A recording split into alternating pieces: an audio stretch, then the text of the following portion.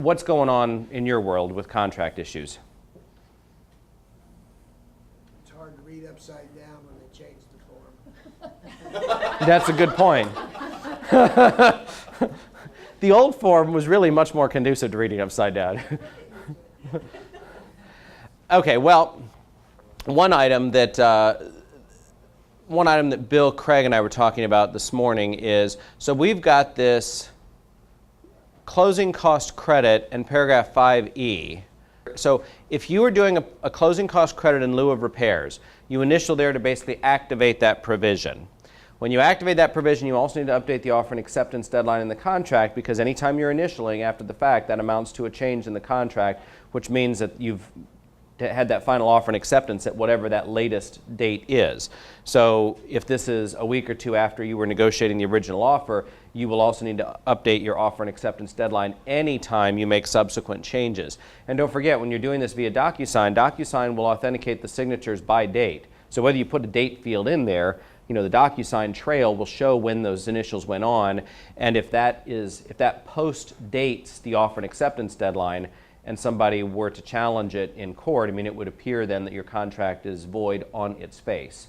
Okay, so everyone got that? Anytime you're making any change, always go and update offer and acceptance deadline as well. And that's a little easier to remember because we moved that right up to the very front. So if you activate in paragraph 5E, if you activate the post-inspection closing cost credit in lieu of repairs, then you initial there, and then you go back into paragraph 3B, closing cost credit, and you add a dollar amount here.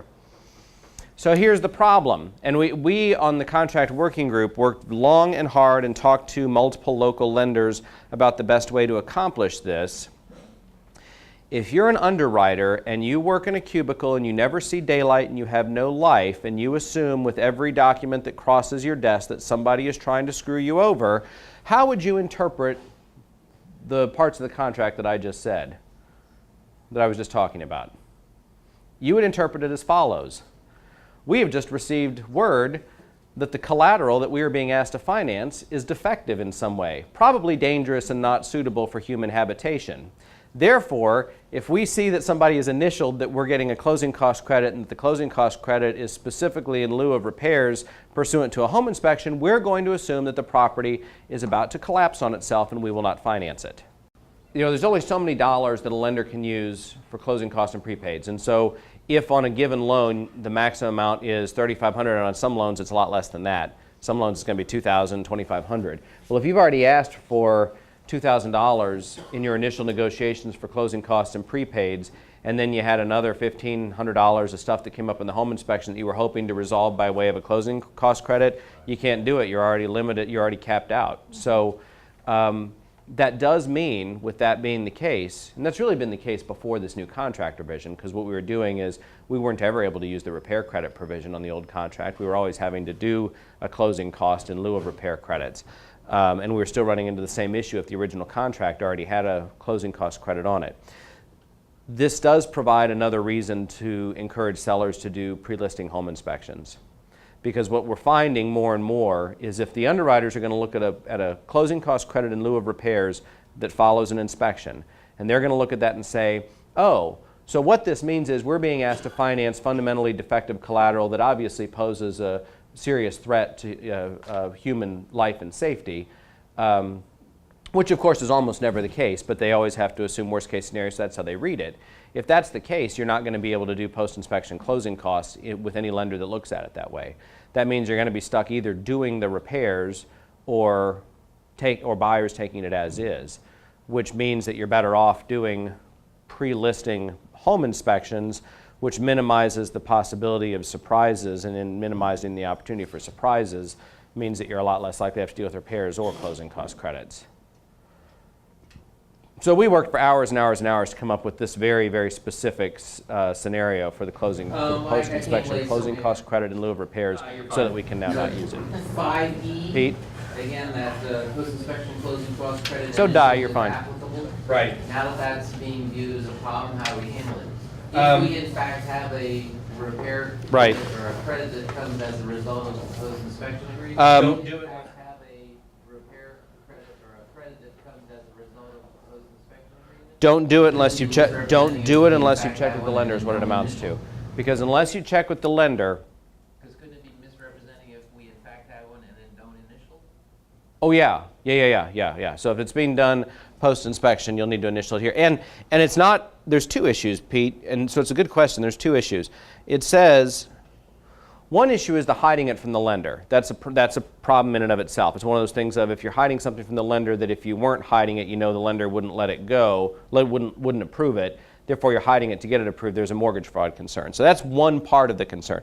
The other part of the concern is assuming that you were okay with mortgage fraud for just a moment. Let's assume we all were good with mortgage fraud. The other problem is there's another important part of this paragraph. So if you look at that and it says, buyers accept all conditions noted in the inspection report as is. If you don't have that initialed, what you've just done is added a closing cost credit without decisively putting to bed the inspection stuff. It's the initials on that paragraph that suddenly puts to bed all inspection items. And it says that that's been added to the contract now? This is this is the MLS. I've toggled back to the MLS contract. So it's in this provision. Buyers accept all conditions in the inspection report as is, except for items that a repair was specified in the post-inspection agreement. So I mean, there's another practical reason why we need the initials there. So even if we were okay not cluing the lender into the fact that it was a post-inspection related closing cost credit, you've got this other pragmatic reason you need to have the initials, which is if you don't have those initials, potentially you have not put to bed inspection issues. If there were no issues to raise, you wouldn't serve a post-inspection notice, and you would then basically not be invoking the inspection contingency. You would have reserved the right to have the inspection by having dates filled in the inspection contingency in the contract. You would have had your inspection. If there was nothing newsworthy, you would simply serve no notice. Okay, so that's And I would go back and remind you all, 5A2 notices you'll want to do separately with the assistance of an attorney, but 5A2 items you can of course ask for, and that does not, without invoking the inspection contingency. Say that again. 5A2 and 5D work similarly but separately. So the example I've given over the years, and it was true with the old contract, it's true with the new one. If you represent buyers and you have a home inspection and the majority of the items of concern are 5A2, and 5A2 of course is major mechanical stuff, plumbing, heating, electrical, air conditioning, water lines, built-in appliances. And remember, it's normal working condition, it's not new, it's not perfect, it's normal working. So if you only serve a notice, so you have your home inspection, that's when you found out about the items. It was because you had a home inspection contingency, you reserved the right to have an inspection, you availed yourself of that right, you had the inspection on the buyer's dime, and most of the items of concern were 5A2. Well, your buyer and you can strategically decide, we're only going to serve a 5A2 notice. We're only going to notify the sellers of the items covered by 5A2 because we're only asking for items that are warranted, and by doing that, the seller can't say no. Now, seller can't say no provided you really are asking for items that are within the scope of 5A2. So you could still find yourself in a debate over whether it is or isn't 5A2, whether it is or isn't in normal working condition.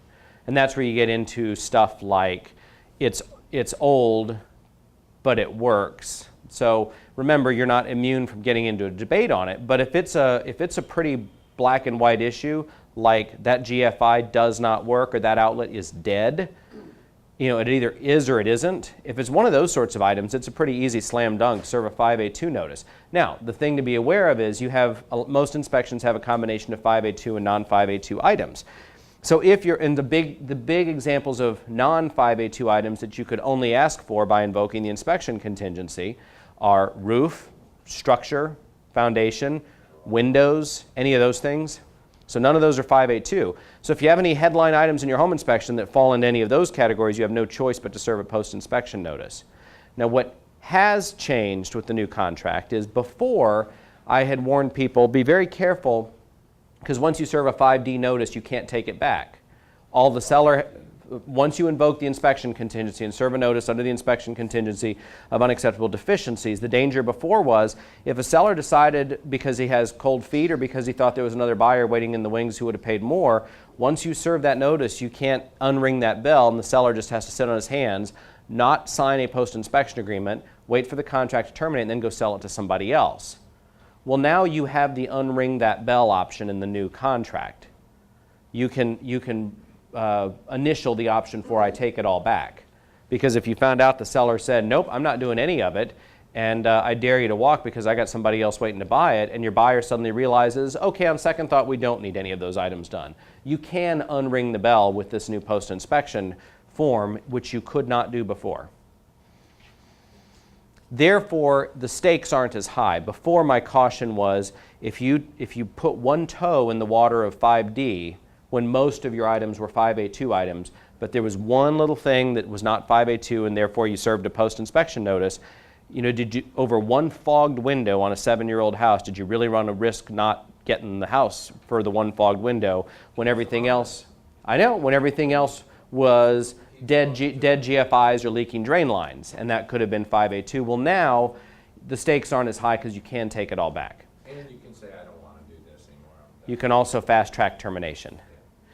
Marianne? Do you put the 5A2 items under deficiencies or repairs? Where does that go on the? Well, that's a really good question. Technically, if you look in the contract, technically we're supposed to serve a notice of items that are not 5A2. So, if the report of an inspector or licensed contractor notes deficiencies which are not covered by 5A2 above.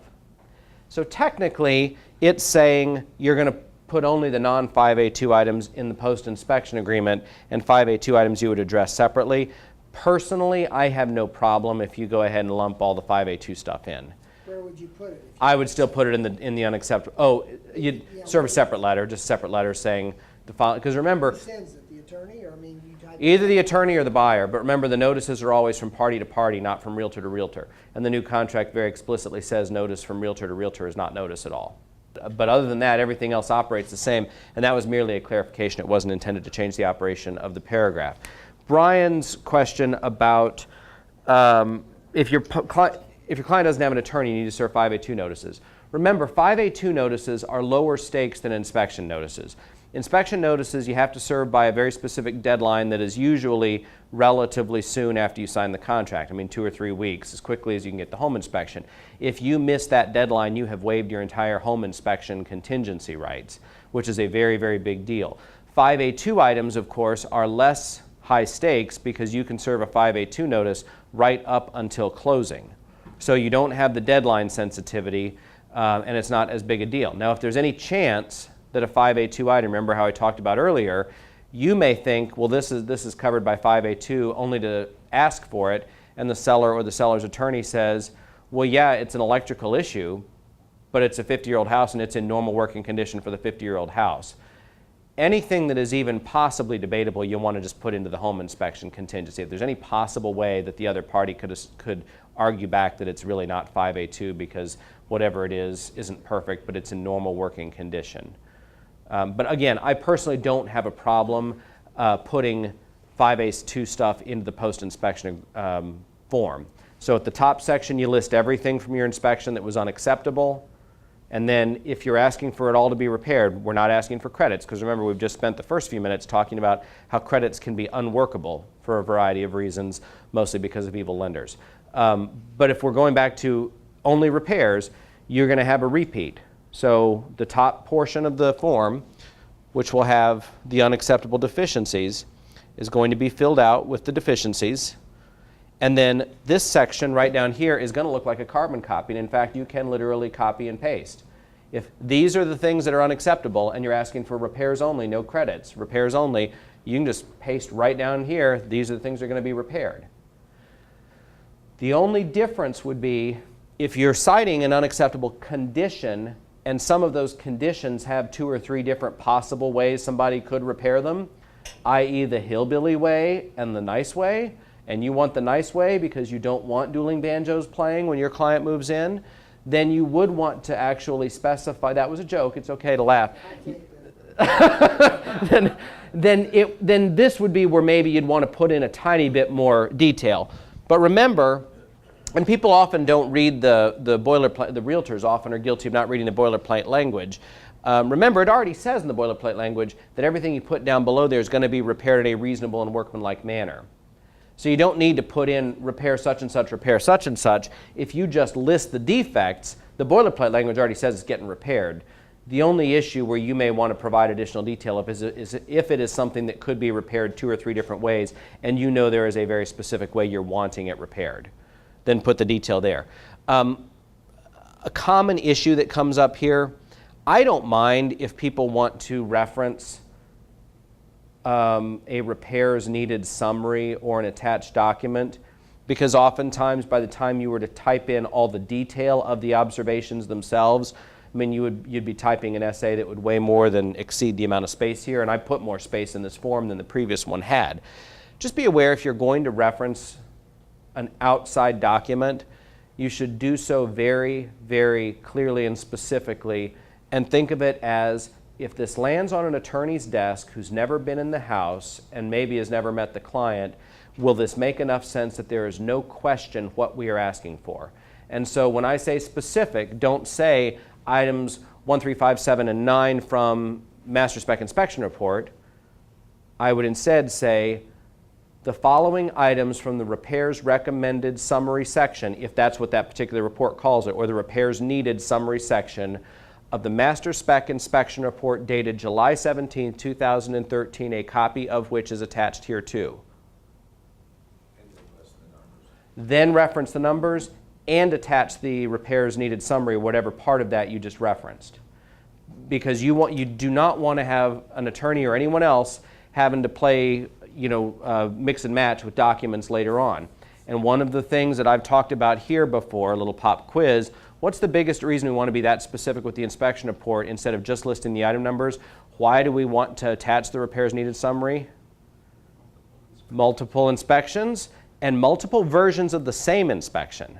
The version the inspector printed on site versus the version when he added a couple of things he forgot and embedded the photos when he went to do the final electronic version that night, which can renumber the inspection summary items.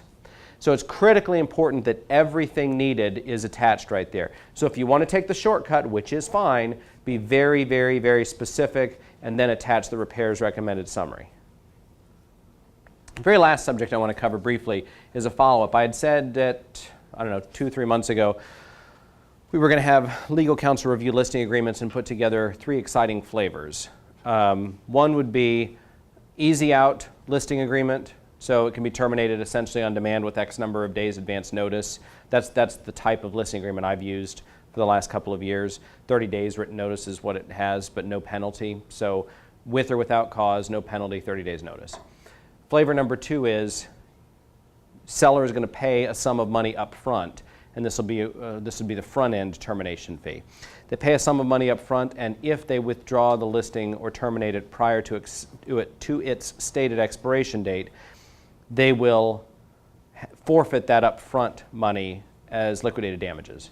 So if that sum is $250 or $500, whatever it is, that's paid upfront. If they close, it gets credited to their total brokerage fee at closing. So if it's $500 and they close, they're going to have that brokerage fee on the HUD less the $500 that they basically paid as a deposit at the front end. If they were to terminate early, the $500 is forfeited. If it expires, they get it back, meaning, because the whole issue is if you terminate early, if you change the game plan on us. If I went to work for you as I promised I was going to do and you pulled the rug out from under me by yanking the listing early, that's when it gets forfeited. If I couldn't sell your house after you gave me the length of time I asked for in the listing agreement, you're going to get it back. So flavor number 2 is the front end termination fee. Pay it on the front end, don't get it refunded if you terminate. Is this a mandatory thing? Or? Well, you're going to use one of the 3 flavors, we don't care which. But so the attorney went through the listing agreements, starting with our MLS form, and he just cleaned up the language throughout. So he did a top-to-bottom review of it, cleaned up the language, clarified it. I sat there with him. He and I were sitting on the same side of his desk, going through the language line by line together.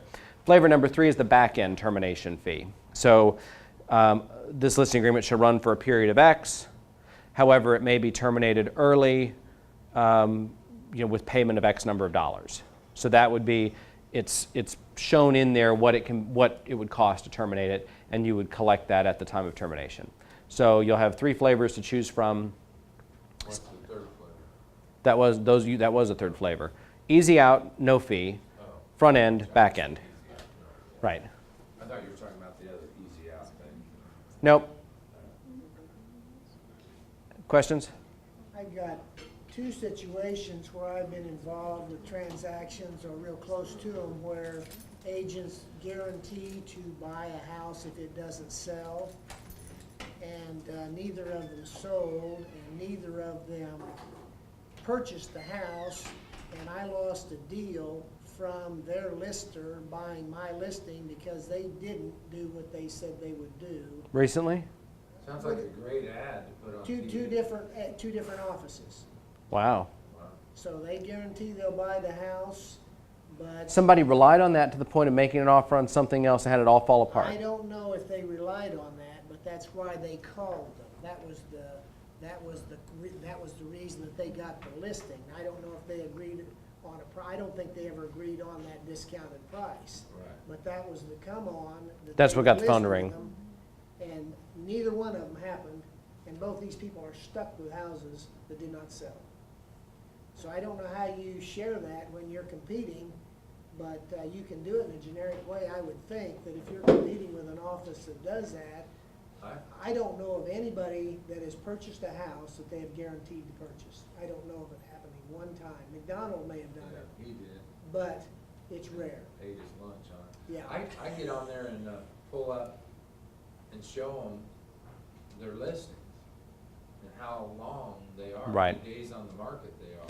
and Well, it's ironic because 100 days. both of the people that come to mind have both been utter failures at selling their own personal residences. I mean, just comical years on the market. I mean, unbelievable. Okay, so a couple of words of caution on that, because this is a subject we've covered before. There are ways that you can very fairly characterize that to point out and to caution consumers about the pitfalls of those marketing plans. But there are words you'll want to not use. There's a G word you will not want to use, and the word is Gimmick. yes. Don't say it's a gimmick. You know, it is. You need to operate under the presumption that the guaranteed sales program under which those folks are operating is entirely lawful. The license law has specific provisions regarding guaranteed sales programs. There are always other terms and conditions. So don't say gimmick, because it is probably legit. We know that the objective is it's going to have so many terms and conditions that are going to be so onerous that 99 out of 100 clients will say, there is no way I would sign up for that. But since I've got you here, let's go ahead and get it listed. I mean, that's the deal. So don't say it's a gimmick, but the thing I always start that conversation with is, oh, well, if you've seen one of those ads and that kind of intrigues you, let me first point out that agent does not want to own the house that you don't want to own anymore, any more than you do. In fact, they want it less than you want it because it's still, as of today, putting a roof over your head, and that person would have it only brought into inventory and have to turn around and try to resell it. And so if that person is going to guarantee you a sale, they're only going to guarantee you a sale with a buyout that is at such a low wholesale price and again, you can say this in a very objective business comparison way, not bashing the agent. It has to be such a low wholesale price that the agent can pay for the acquisition costs of it, pay for the carrying costs of it, and pay for the back-end resale expenses associated with it, and at the end of all of that, still not have lost money on it. Because unless the agent is highly confident that after all of that they're not losing money on it, there's no way they offer the program. So that is the big asterisk. The terms and conditions are, I'll guarantee to buy your house, asterisk, at a price you would never in a million years want to sell it at.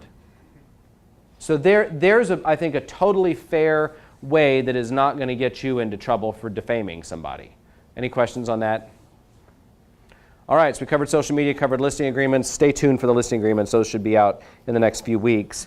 And I think we covered whatever's stuck in your craw regarding the contract.